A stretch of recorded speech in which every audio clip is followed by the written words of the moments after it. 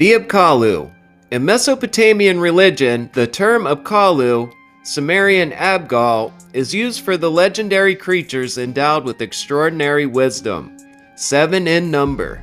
They are the culture heroes from before the flood.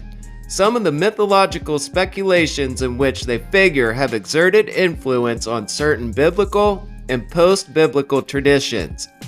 Examples are the figure of Enoch and the tale of the Nephilim, Genesis 6, 1-4. The Apkallu, mythical beings from ancient Mesopotamia. It's said that the term Apkallu is translated to sages or wise ones in the Akkadian language. Often depicted as half-bird or half-fish humanoid beings. They were intermediaries between the divine and human realms, conveying knowledge, wisdom, and serving protective roles.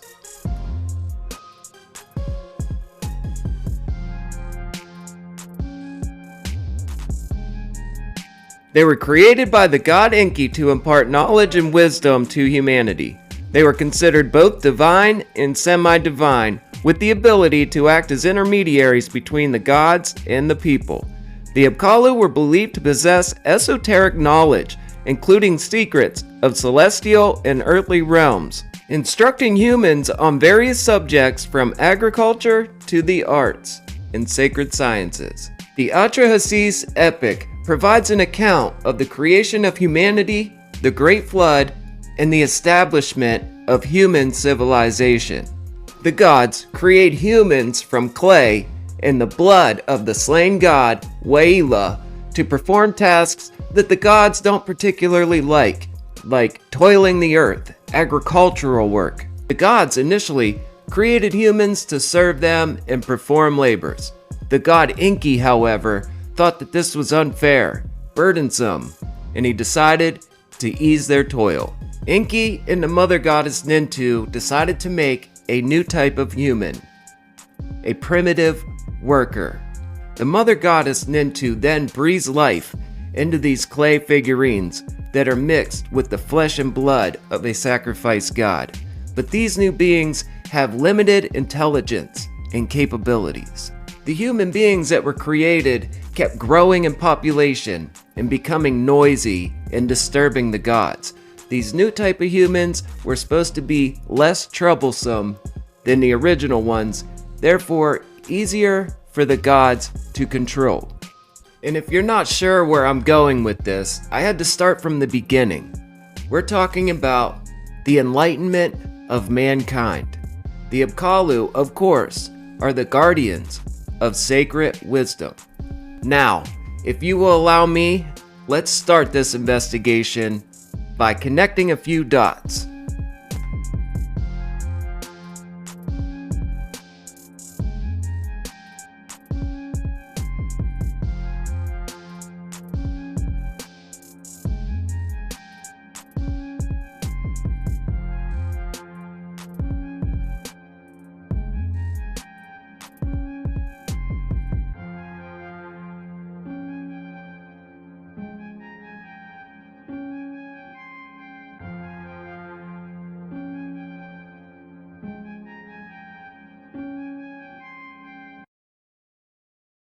And the Lord God formed man out of the dust of the ground, and breathed into his nostrils the breath of life.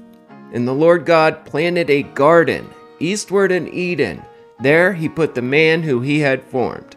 And out of the ground made the Lord God to grow every tree that is pleasant to the sight and good for food, the tree of life also in the midst of the garden, and the tree of knowledge of good and evil. And a river went out of Eden to water the garden, and from thence it was parted and became 4 heads. I am definitely not telling you to take this literally.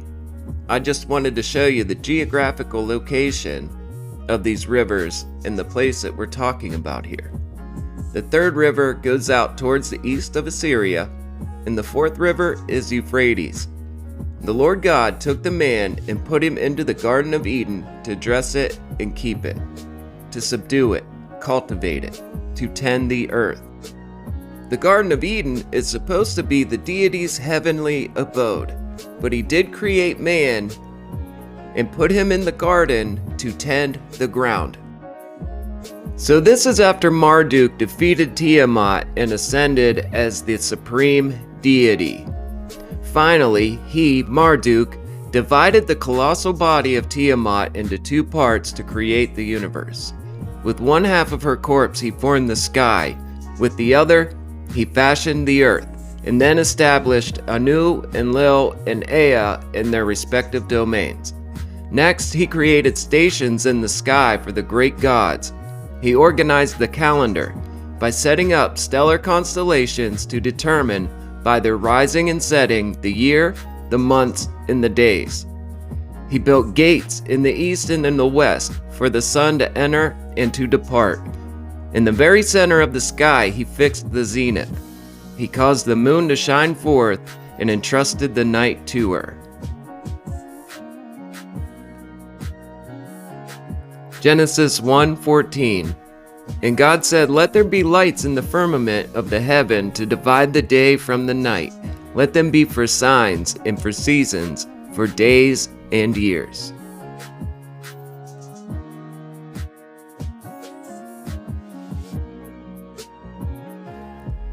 Genesis 3:22.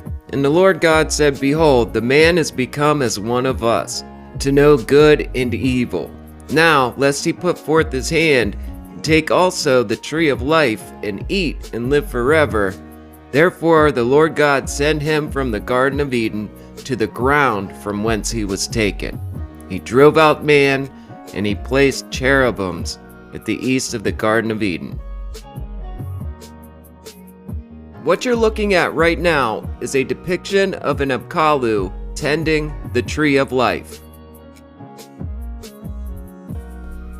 In the time when nothing which was called heaven existed above, and when nothing below had as yet received the name of earth, Absu, the abyss, the ocean, who first was their father, and Chaos, Tiamat, who gave birth to them all.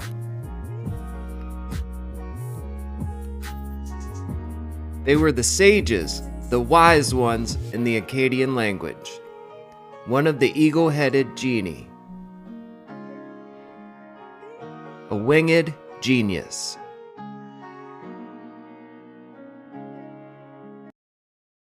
I kinda danced around the topic of the Apkallu, but I wanted to show you the similarities between the biblical narrative in the book of Genesis and that of the ancient Mesopotamians, Babylonians, Chaldeans, etc. Had very similar worldviews. In the beginning of the episode, I showed you a quote from the Dictionary of Deities and Demons in the Bible, and they said that the Apkallu influenced biblical and post-biblical traditions. This is where we get into the flood. Atrahasis, a wise man chosen by the god Enki, was warned about the impending flood. Enki instructed Atrahasis to build a large boat, load it with animals, and take his family aboard to escape it. The flood lasted for 7 days and nights, destroying everything on earth. After the floodwaters receded, Atrahasis offered sacrifices to the gods. The gods, realizing the necessity of human existence, regretted their decision and granted Atrahasis and his wife immortality. This narrative shares similarities with other flood myths from different cultures, such as the Epic of Gilgamesh and the biblical story of Noah's Ark.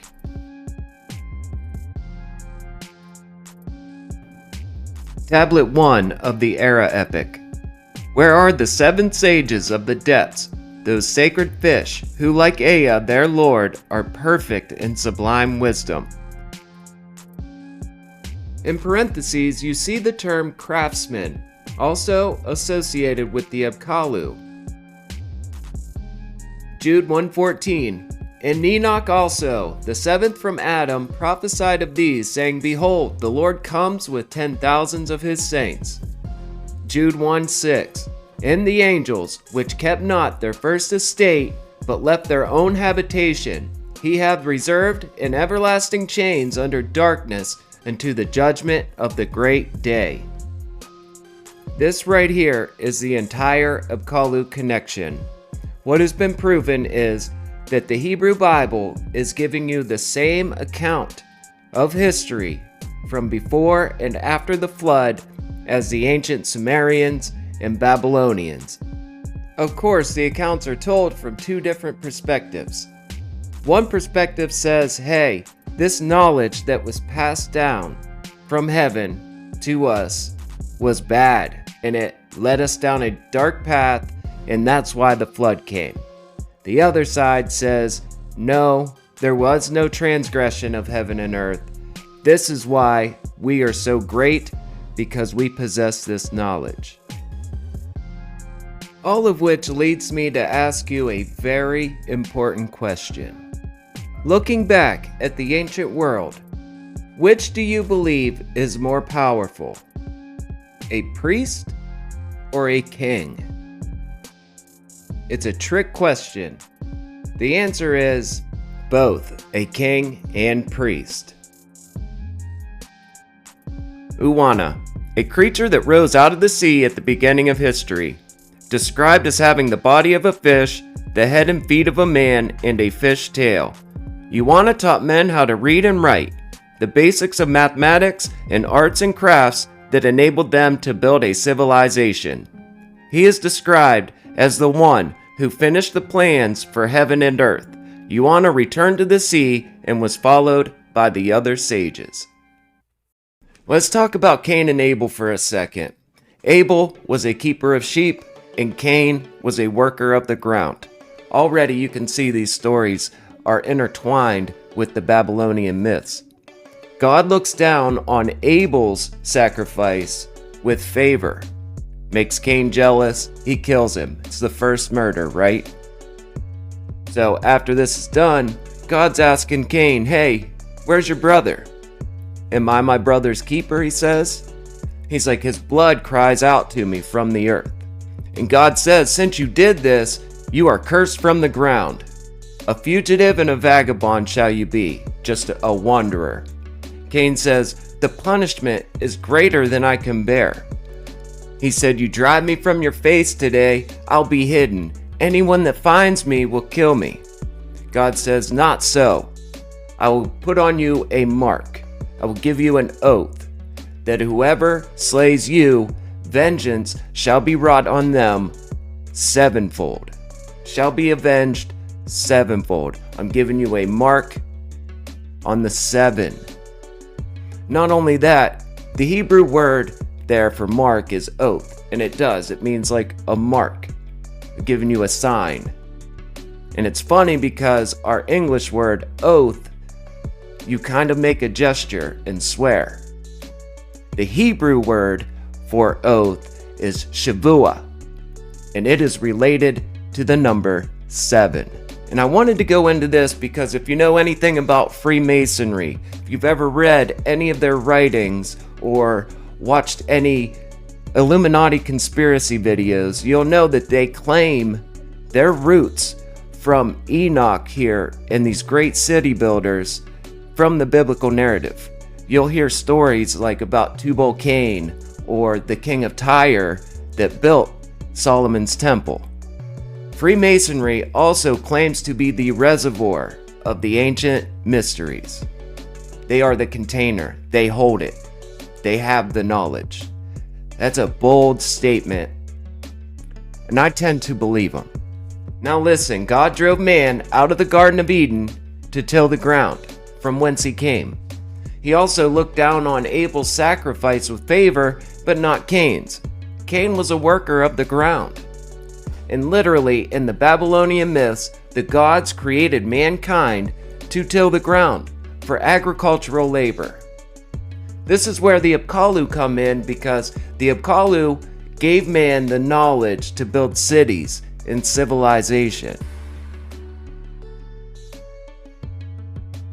So the ancient Babylonians are saying, hey, the Apkallu came and taught us all this awesome stuff. Building cities, our civilization. And then you have the biblical narrative where they say, no, these fallen angels came and gave man the knowledge which led to their own destruction. And it came to pass, when man began to multiply on the face of the earth, and daughters were born unto them, that the sons of God, B'nai Elohim, saw the daughters of men that they were fair, and took them wives, all of which they chose. The Lord said, My spirit shall not always strive with man, for he is also flesh, yet his days shall be 120 years. There were giants, Nephilim, in the earth in those days, and also after that, when the sons of God came in unto the daughters of men, and they bare children to them. The same became mighty men, which were of old, men of renown. So this is the introduction to 1st Enoch, which is said to have been written during the Second Temple period. We're talking Enoch, the seventh from Adam, not Cain's son, but this is still pre-flood. The words of the blessing of Enoch, wherewith he blessed the elect and righteous, who will be living in the day of tribulation, when all the wicked and godless are to be removed, he took up his parable and said, Enoch, a righteous man, whose eyes were opened by God, saw the vision of the Holy One in the heavens, which the angels showed me, and from them I heard everything, and from them I understood as I saw, but not for this generation, for a remote one. And almost word for word, 1st Enoch picks right up where Genesis left off. In chapter 6, And it came to pass, when the children of men had multiplied, that in those days were born unto them beautiful and comely daughters, and the angels, the children of heaven, saw and lusted after them. That's where they birthed the giants. And that right there is the connection with the Apkallu. See, before the flood, the Apkallu were said to be fully divine.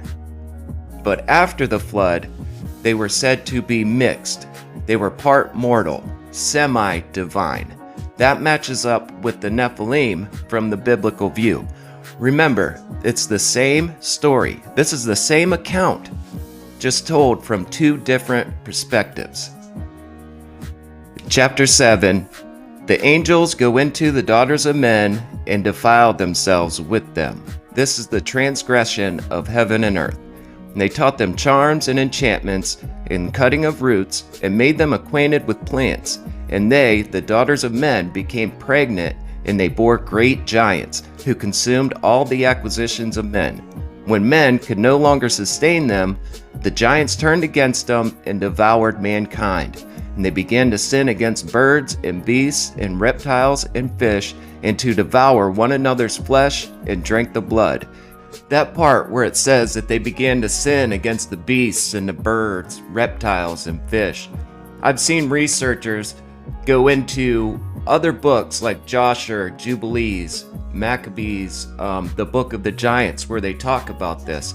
There's a long-lasting tradition from before the flood, the giants, this whole thing. It's huge, very deep, and I've seen researchers go through and tell you that's where we get chimeras and dinosaurs and dragons and stuff, which I'm not knocking it or anything, but it does say that the giants, after they took everything that mankind had, started to eat people, and people were trying to feed them just to sustain them, or they would eat man, right? This right here is a liger. It's a 900-pound cat. It's a mix between a lion and a tiger. And funny enough, its name is Hercules, where Hercules was born from a god, right? And a human woman. The biblical term Nephilim. But there was probably manipulation like that going on, just in my own opinion, where they were trying to make these animals big enough to feed the giants. Let's go back into what the Apkallu, or the Fallen Watchers, taught mankind. So chapter 8, And Azazel taught men to make swords, knives, shields, and breastplates, and made known to them the metals of the earth and the art of working them, bracelets and ornaments, the use of antimony and the beautifying of the eyelids and all kinds of costly stones and all coloring tinctures. And there arose much godlessness. They committed fornication, and they were led astray and became corrupt in all their ways. Check these names out too. I know I'm going to butcher some of them, but Shemiaza taught enchantments and root cuttings. Amoros, the resolving of enchantments. Barakiel taught astrology. Kokabel, the constellations. Ezekiel, the knowledge of the clouds. Arakiel, the signs of the earth. And Shamsiel, the signs of the sun. And Sariel, the course of the moon. And as men perished, they cried, and their cries went up to heaven. 1 Enoch chapter 8 is saying that the fallen watchers, the Apkallu, taught mankind the secrets of the heavens and the earth. Warfare, the costly stones, enchantments, roots, astrology, the constellation, the signs of the sun and moon, the signs of the clouds, gave them the secrets of the heavens and the earth. And this angered God, so he sends the flood. The Apkallu are also said to have angered the gods at some point, and like I said, this is the same account told from two different perspectives. I think I've laid that out pretty good. We could do a part 2. There is so much more to this, and I hope you like that angle that I took with Cain and Abel, because I don't see that a whole lot with this specific topic. If you do want a part 2, let me know. Please subscribe, hit the like button, and leave me a comment. Say we want part 2. Drop some knowledge in the comments. Let me know your thoughts. I got this from the late, great Dr. Michael Heiser, RIP.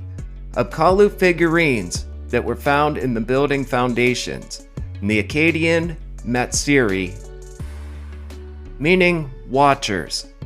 And from what I gather, these figurines were placed in the home for protection, much like the Buddha with his right hand facing. You'll see that in somebody's home or their car or whatever, for protection. The Apkallu connection. Thank you so much for taking the time to watch this video. I appreciate it more than you know. Listen, this connection runs deep.